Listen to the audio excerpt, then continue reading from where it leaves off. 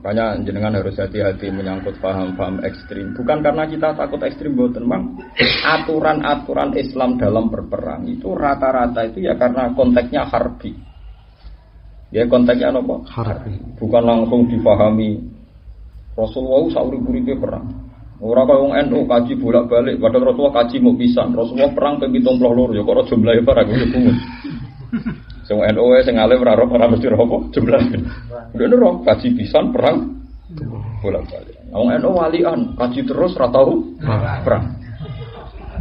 Oh nek wong yo kok skober mesti neliti seperti itu. Nah kadang-kadang kita ini hanya fanatik pada ormas tertentu tapi gak ngerti Quran. Makanya sampai tak ulang, tak ajarin bahwa di Quran yang namanya perang itu memang pakai wazan qatala yuqatilu muqatalatan. Itu musyarakah, kita merangi dan diperangi. Jadi kalau doroba zaidun amron itu sebenarnya secara nahwu itu tidak ada maf'ul bih. Karena doroba zaidun amron maknanya saling pukul. Mayyasfa syafa'atan hasanatan yakul lahu nasibun. Oke, kalau terang lagi menyangkut apa kital ya. Rata-rata ulama maknani kital itu perang. Nggih perang niku ya perang niku satu area yang ditentukan dengan semangat sama-sama membunuh. Jenenge napa kital. Sehingga semua ahli bahasa yakin nggih qatala itu musyarakah. Jadi kalau saling membunuh namanya qatala, saling memukul namanya doroba. Kalau sepihak itu misalnya orang kafir tidur kamu bunuh itu tidak perang. Ya kamu bunuh bukan perang. Sehingga dulu perang itu ada areanya, misalnya perjanjian ketemu di Badar, di Quraidah, di Khaybar. Areanya ditentukan, jamnya ditentukan, bahkan ada jeda kalau malam itu libur, enggak perang. Sehingga ini orang-orang Islam moderat yang ulama, kita ulang lagi yang ulama. Ya itu ya yakin betul yang dialami Nabi itu memang kital itu ya perang. Ya perang itu tadi musyarakah. Makanya Imam Syafi'i ngotot enggak bisa Quran difahami kecuali dengan lughatil Arabiyyah. Fa innal Qur'an wasafa nafsah bi annahu bilisanin arabiyyin mubin. Sehingga karena ada aturan perang, yaitu misalnya menentukan tempat. Misalnya Quran sendiri ngendikan qatilul ladina ya yuqatilunakum. Misalnya masalah perang, mengusir ya wa akhrijuhum min haitsu akhrajukum. Kamu perangi ya mereka yang merangi kamu. Misalnya akhrijuhum ya min haitsu akhrajukum. Kalau kamu mengusir mereka ya karena mereka mengusir kamu. Sehingga ada timbal balik kasus. Gimana kalau kita diperangi ya merangi, kalau kita dirampok ya ngerampok. Saya pernah ditanya seorang dokter peneliti, Pak Bahasa ini paling tidak siap melihat sejarah perang Badar. Kok kesannya Nabi itu kayak rampok? Karena dalam perang itu yang kalah, itu hartanya disita. Perempuannya juga apa? Disita, yang disebut ghanimah. Ya disebut ghanimah. Dan perempuannya nanti disebut amat. Termasuk orang yang dalam Islam boleh dikumpuli yang mendapat bagian itu disebut illa ala azwajihim aw ma malakat aiman. Itu logika kemanusiaannya dia, karena dia peneliti sosial, dia tanya logika kemanusiaannya bagaimana.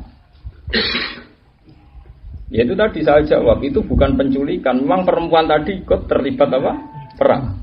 Dan harta yang diambil ya harta yang dibawa di area perang. Kalau analoginya, kiasnya ya gampang. Kalau suatu saat Anda dirampok oleh penjahatnya bawa senpi, senjata api, bawa pedang, bawa macam-macam. Setelah rampok itu Anda lumpuhkan dengan Pak Polisi, nanti senjatanya kembalikan karena itu tidak milik Anda.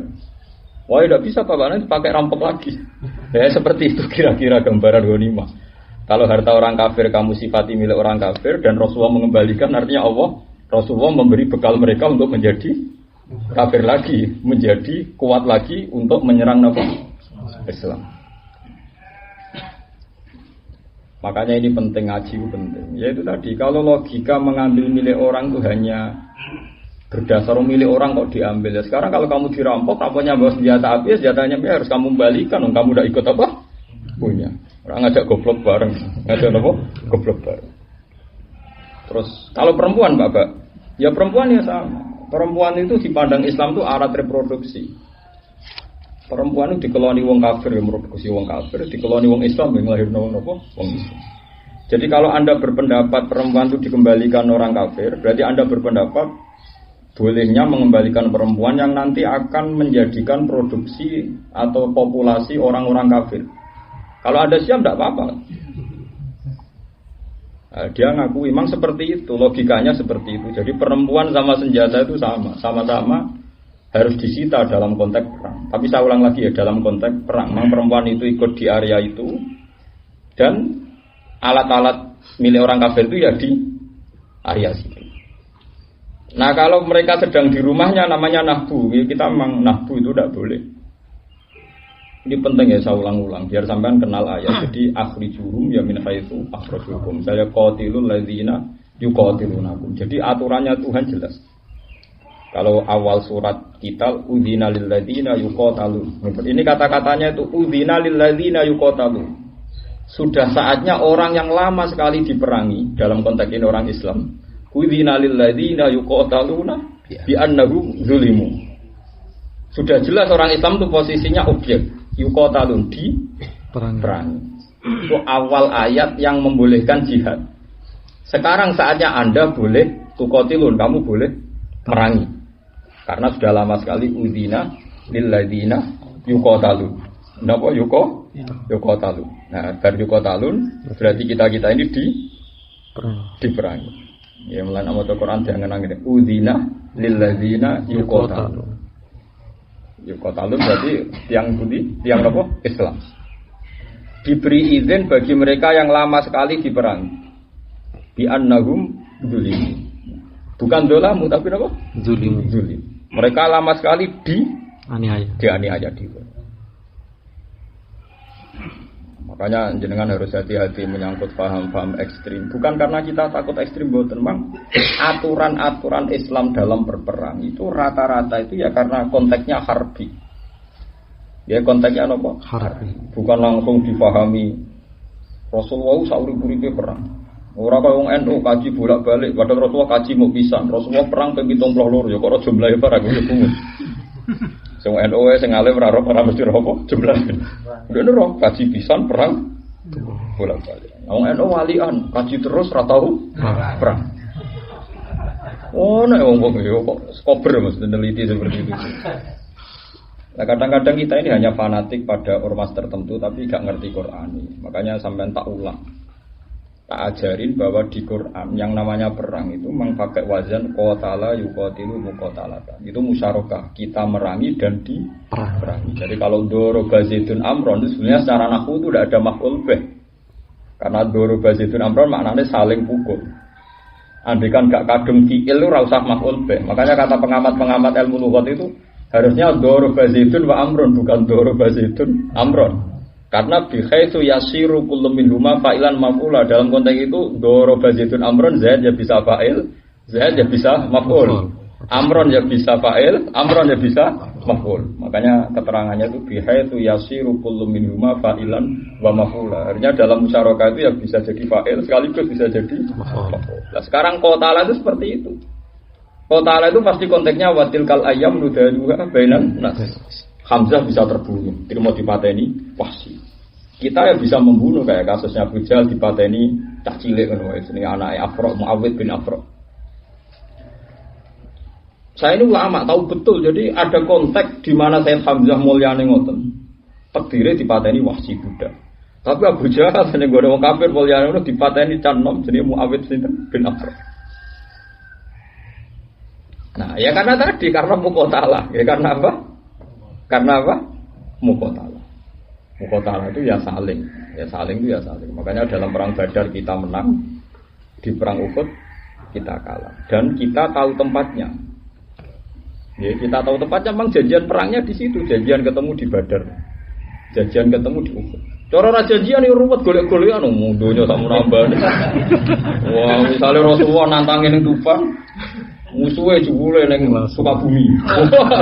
Sukabumi 480 kilo. Mekah Madinah itu 480 kilo. Kalau enggak janjian tempatnya enggak ketemu. Enggak itu perang. Jadi perang itu fair karena tempatnya ditentukan.